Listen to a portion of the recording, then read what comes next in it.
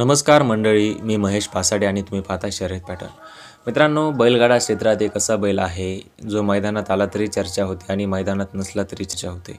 मित्रांनो, तो बैल जिंकला तरी चर्चा होते, तो बैल हारला तरी चर्चा होते.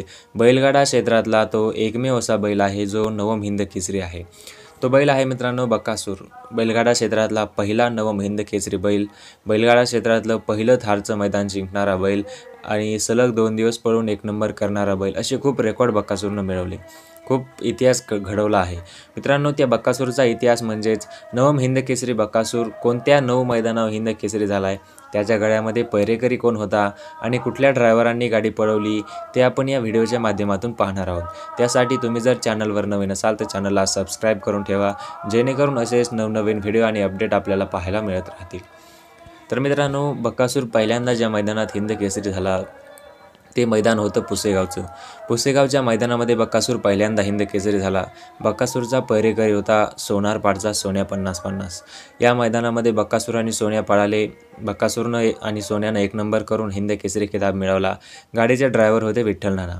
मित्रांनो, बकासूर पहिल्यांदा हिंद केसरी विठ्ठल नानाच्या हातावरच झाला आणि बकासूरनं पहिल्यांदा हिंद केसरी किताब ज्या बैलाच्या गळ्यात मिळवला तो होता सोनारपाडचा सोन्या आणि तेव्हापासून सोन्याला बकासूरचा गुरु म्हणायला लागले. त्यानंतर मित्रांनो, या जोडीनं खूप रेकॉर्ड केले, खूप दिवस गाडी पळाली. प्रेक्षकांच्या मनातली एक A1 जोडी म्हणून या गाडीकडे बघितलं जातं. आजही प्रेक्षक सोन्या आणि बकासूरला मैदानात पाहण्यासाठी आतुर आहेत. पण आपलं दुर्भाग्य असं की आता सोन्या पळत नाही आहे मैदानामध्ये. त्याचं वय झालं आहे, आजारा हे आहे, त्यामुळं आता सोन्या दिसत नाही आहे. मित्रांनो, त्यानंतर या गाडीनं खूप रेकॉर्ड केले, बिनजोडलाही रेकॉर्ड केले, ते आपल्याला माहीत आहेत. त्याच्यानंतर मित्रांनो, दुसरं मैदान पार पडलं कोरेगाव हिंद केसरीचं मैदान. कोरेगाव हिंद केसरीचं ओपन 2023चं मैदान. या मैदानामध्ये बकासूर आणि बलमा पळाले. बकासूर आणि बलमानं या मैदानात 1 नंबर करून हिंद केसरी किताब मिळवला. या मैदानामध्ये आपला बकासूर दुसऱ्यांदा डबल हिंद केसरी झाला होता. गाडी पळवली होती विठ्ठल नानानीच.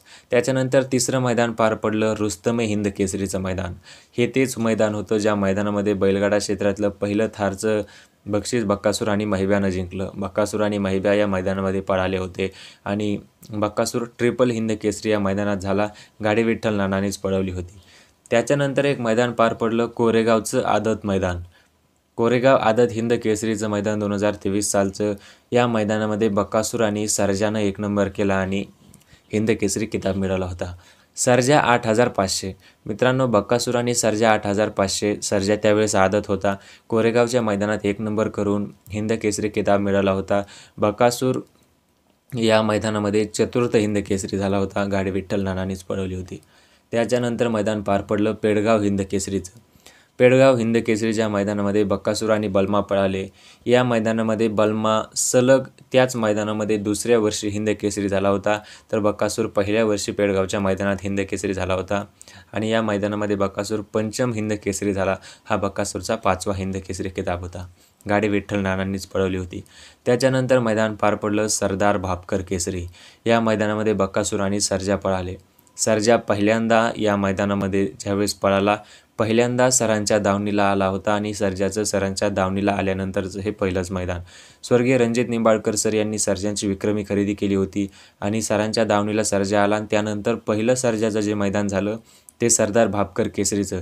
या मैदानामध्ये प्रथम क्रमांक थारचं बक्षीस होतं, पण आयोजकांनी नंतर बक्षीस बदललं आणि नंतर सरांनी सर्जासाठी थारसुद्धा खरेदी केलेली. ती थार अजूनही सरांकडे आहे, म्हणजे सरांच्या घरी आहे. स्वर्गीय रणजित निंबाळकर सर यांचं सर्जावरचं असणारं ते प्रेम होतं, ज्या प्रेमापोटी सरांनी ती थार खरेदी केली होती. या मैदानामध्ये बकासूर 6व्यांदा हिंद केसरी झाला, तर गाडी विठ्ठल नानांनी पळवली होती. त्याच्यानंतर मैदान पार पडलं वडकीचं. दत्त जयंतीनिमित्त आयोजित भव्य ओपनचं असं वडकीचं हिंद केसरी मैदान पार पडलं. या मैदानाला हिंद केसरी किताब त्या वर्षी देण्यात आला. ज्या वर्षी म्हणजे 2024 साली या मैदानाला हिंद केसरी किताब देण्यात आला आणि या मैदानामध्ये बकासूर आणि शेवाळे आबांचा बावऱ्या पळाले. बकासूर आणि शेवाळे आबांचा बावऱ्या पळाला. या गाडीनं 1 नंबर करून हिंद केसरी किताब मिळवला. गाडी चेवडा ड्रायव्हर माळशिरसकर यांनी पळवली होती. या मैदानामध्ये बकासूर सप्त हिंद केसरी झाला होता. त्याच्यानंतर मैदान पार पडलं पेडगावचं. पेडगाव हिंद केसरीचं मैदान 2024चं. या मैदानामध्ये बकासूर सलग दुसऱ्यांदा पेडगाव हिंद केसरी झाला होता आणि बकासूरचा पैरा होता लखन बरोबर. बक्कासूर आणि लखन या मैदानामध्ये पहिल्यांदा पळाले. गाडीनं हिंद केसरी किताब मिळवला. काटाकीर अशा लढती या मैदानामध्ये पाहायला मिळाल्या आणि गाडी पळवली होती बबलू चाचांनी. त्याच्यानंतर मित्रांनो म्हणजे दुसऱ्याच दिवशी मैदान पार पडलं पेडगावचं आदत हिंद केसरीचं मैदान. या मैदानामध्ये बक्कासूर पळाला आणि बक्कासूर एकाबरोबर होता. गाडीनं 1 नंबर करून सलग दुसऱ्या दिवशी बक्कासूरनं 1 नंबर करून हिंद केसरी किताब मिळवला. सलग 2 दिवस पळून 2 दिवस 1 नंबर करून 2 हिंद केसरी किताब मिळवणारा तो बैलगाडा क्षेत्रातला पहिलाच बैल आहे आणि तो शेवटचाही तोच असेल असं मला वाटतं. गाडी प्रशांत ड्रायव्हर चिंचनेर यांना पळवली होती. तर मित्रांनो हे होते बक्कासूरचे 9 हिंद केसरी किताब जे बक्कासूरनं मिळवले.